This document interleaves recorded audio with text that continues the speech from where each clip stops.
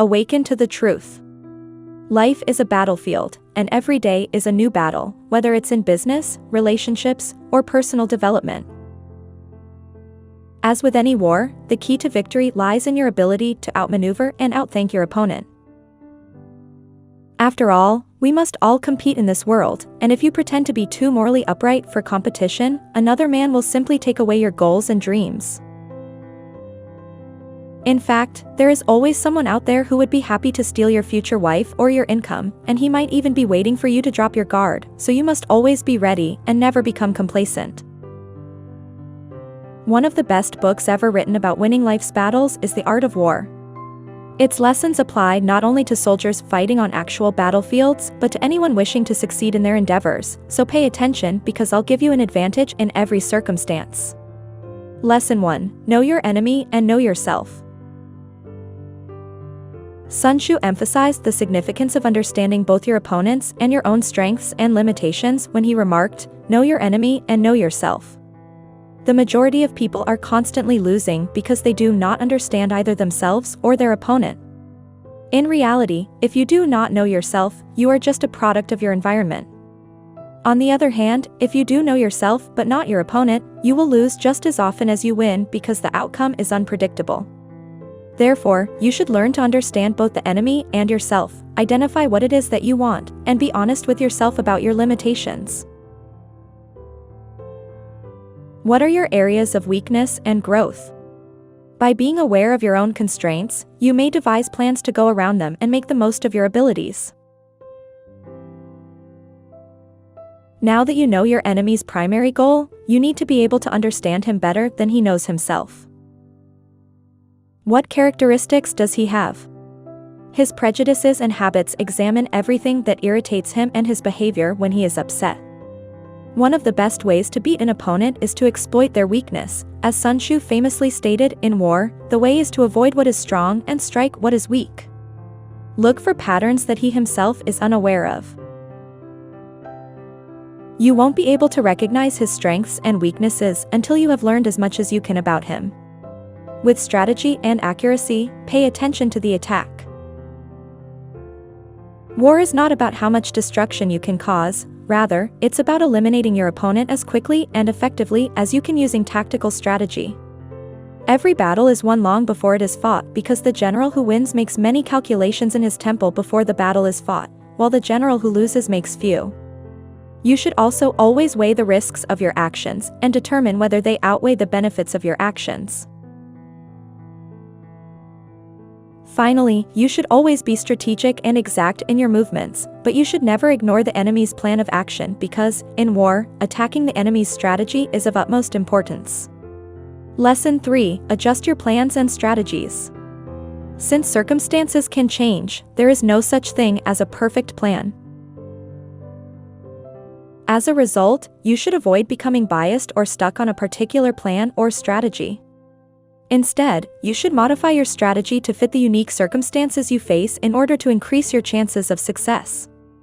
This means that it's critical to maintain your flexibility and open-mindedness in the face of shifting conditions and to be prepared to modify your strategy as needed. After all, a master plan becomes a garbage plan when the circumstances surrounding it change, and failing to make necessary adjustments to your plan in a timely manner can lead to your demise.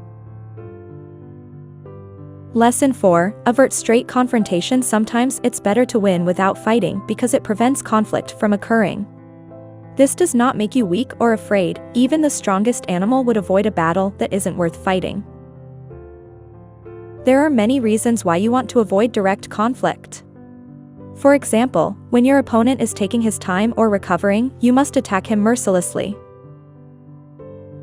It could be that you've discovered a technique to defeat the enemy without having to engage him in direct combat, that your opponent is currently too strong to take on, or that you don't want to waste time, energy, or resources on a fight that is readily avoidable. Sun Tzu suggests one strategy for winning without engaging in direct combat. By using deceit to mislead your opponent or provide misleading information, you might obtain the upper hand and accomplish your goals without running the danger of a direct confrontation. The ultimate tactic of warfare is to subdue your opponent without engaging in combat. He will ultimately prevail. There are numerous circumstances in which it is preferable to avoid direct confrontation, so constantly remember your primary goal before engaging in combat. 5 emotions have no place in war. They are the unemotional, reserved, calm detached warrior who wins, not the hothead seeking vengeance enough. The ambitious seeker of fortune. There are 2 things I have always mentioned on this channel. One is the importance of emotional control. The second is the importance of detachment. Emotional control is important because emotions are a source of energy. When not controlled, they quickly become self-destructive, but controlled, they can be extremely powerful. However, when it comes to any kind of strategy, emotions simply have no place in it. You must never act out of emotions, regardless of how strong your emotions may flow at the time. Never snap. Instead, detach from your emotions and look at why you are feeling this way, and how it can be used against you. See, in any form of mind game, whether it's in business, war, or life in general, the point is to trigger emotion in the other person. The one who gets emotional loses the war. This is something that can also be used to your advantage. If you know your enemy is quick to anger, seek to irritate him, and if your enemy is quick to get big-headed, pretend to be weak so he may grow in arrogance. These are powerful tactics to make your opponent act out of emotions and play into your hand. They can be used to catch him off guard, thus the expert in battle moves the enemy and is not moved by him. Lesson 6. Never become complacent in the face of conflict. There is no greater danger than complacency. There is a saying that goes, "Never scorn the weak cub, he may grow into a vicious tiger." Another is, "The enemy who is underestimated and considered a minor inconvenience may grow into the greatest threat of all." Lastly, the overconfident warrior who neglects to exercise caution and does not take into account the strength of his opponents will undoubtedly come under attack. Lesson 7. Take advantage of chaos. Even in our worst moments, we should uncover the ray of hope. To do this, we must maintain our composure and keep a watchful eye out for any unneeded changes. An excellent illustration of this is the market crash. In the midst of everyone's panic, you need to stay alert and take advantage of possibilities. This is the ideal moment to act and make the correct. Strong relationships are built through investments. Sun Tzu understands the value of forming strong bonds with allies and potential allies. While most people choose friends based only on common interests or pastimes, such as playing video games or going on the same trips, it's important to look for true friends who you can rely on in difficult times. Honesty and integrity are key components of trust and strong relationships, so you stay true to yourself and even reveal some of your vulnerabilities to others. The art of making friends and influencing people is a valuable skill that we should all strive to master. If you are fortunate enough to experience true friendship, you will know firsthand the unparalleled value and fulfillment that it brings to be surrounded by friends and brothers that would go to war and back for you. I understand that it can be challenging to expose our vulnerabilities and weaknesses to others for fear that it may expose our flaws or unworthiness, but in doing so, we open ourselves up to the strength, healing, and wisdom that come from leaning on our friends.